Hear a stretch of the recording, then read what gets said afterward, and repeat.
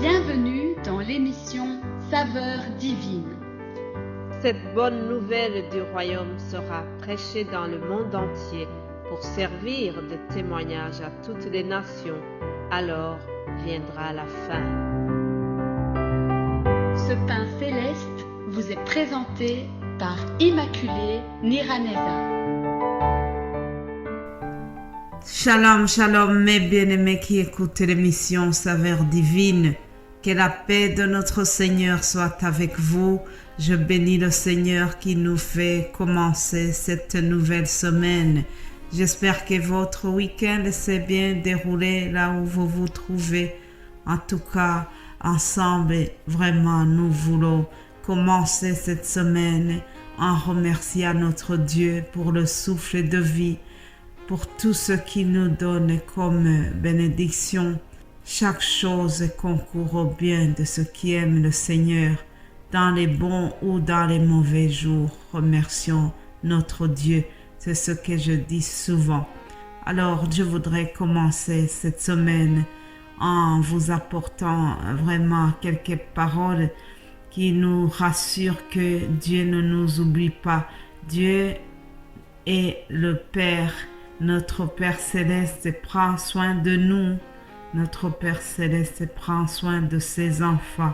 Pour commencer, nous allons lire dans Ésaïe 49. Ésaïe 49, versets 14 à 16. Il est écrit: Sion disait, l'Éternel m'a abandonné. Le Seigneur m'oublie. Une femme oublie-t-elle l'enfant qu'elle allait? N'a-t-elle pas pitié du fruit de ses entrailles? Quand elle l'oublierait, moi je ne t'oublierai point. Voici je t'ai gravé sur mes mains. Alléluia. Chers amis, ce verset, chaque fois que je le lisais, je me disais, pourquoi est-ce que la Bible a évoqué cette notion, l'oubli d'un enfant? Une question pareille, si on la posait à toutes les mamans du monde, je pense que vraiment, presque la majorité, presque tout le monde répondrait non. Non, on ne peut pas oublier son enfant qu'on allait. Mes chers amis, l'être humain a des limites. Oui, l'être humain a des limites. C'est déjà arrivé qu'une maman oublie son enfant. Non pas par la méchanceté. Je ne sais pas ce qui est arrivé, ce qui a traversé l'esprit de cette maman, mais au moment où je vous parle, l'événement s'est passé il y a une semaine déjà. Oui, malheureusement, c'est arrivé. Ce que la Bible a écrit, c'est arrivé pas loin de chez moi. Malheureusement, c'est arrivé. Je prie que cette dame soit vraiment restaurée. C'est un drame pour elle, c'est un drame pour la famille. Et je ne la blâme pas, je ne sais pas ce qui peut arriver dans le cœur d'une maman qui est tracassée par la vie. En tout cas, c'est arrivé.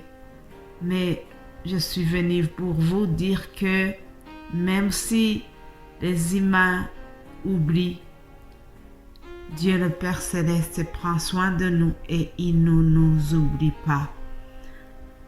Dieu veut te dire ce matin qu'il ne t'a pas oublié. Peut-être que tu traverses une situation où tu te sens vraiment abandonné, oublié par le ciel. Mais en commençant la semaine, l'Éternel vient te rappeler qu'il ne t'oublie jamais. Il dit, voici je t'ai gravé sur mes mains. Alléluia. Les Israélites se plaignaient, ils avaient le chagrin lié à l'exil et ils avaient l'impression que Dieu les a oubliés, que l'Éternel les a abandonnés. Aujourd'hui, nous avons aussi cette place d'Israël. Nous sommes à leur place et nous sommes aussi les Israélites au niveau spirituel. Spirituellement aussi, nous sommes dans leur place et Dieu nous dit qu'il ne nous oublie pas, qu'il ne peut jamais nous oublier et qu'il nous a gravés sur ses mains. Alléluia. N'est-ce pas merveilleux de savoir que notre Dieu ne t'a pas oublié? Mon frère, ma sœur, Dieu nous a portés dès notre naissance et jusqu'à la vieillesse, il nous portera toujours. Alléluia. Dieu va nous porter toujours. En commençant la semaine, je vous souhaite vraiment d'avoir cette confiance que Dieu prend soin de nous, que Dieu va nous sauver, que Dieu va nous guérir, que Dieu va nous soutenir dans toutes les situations. Alléluia.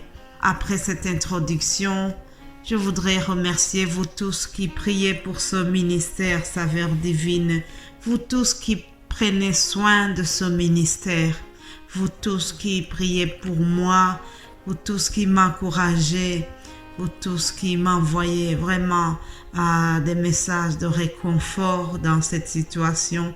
Je vous remercie infiniment, infiniment, et que Dieu vous bénisse abondamment. Alléluia. La saveur divine, ce n'est pas moi, c'est nous tous. C'est vous, c'est moi. Nous tous ensemble, nous portons ce ministère. C'est vrai que je suis la responsable, je suis la visionneuse de ce ministère, mais Dieu vous a mis sur mon chemin pour que nous puissions tous ensemble porter cette œuvre et la récompense sera la même au ciel. Alors continuons, chers amis, à porter cette œuvre avec beaucoup de soin, avec beaucoup de fidélité, et Dieu va nous récompenser.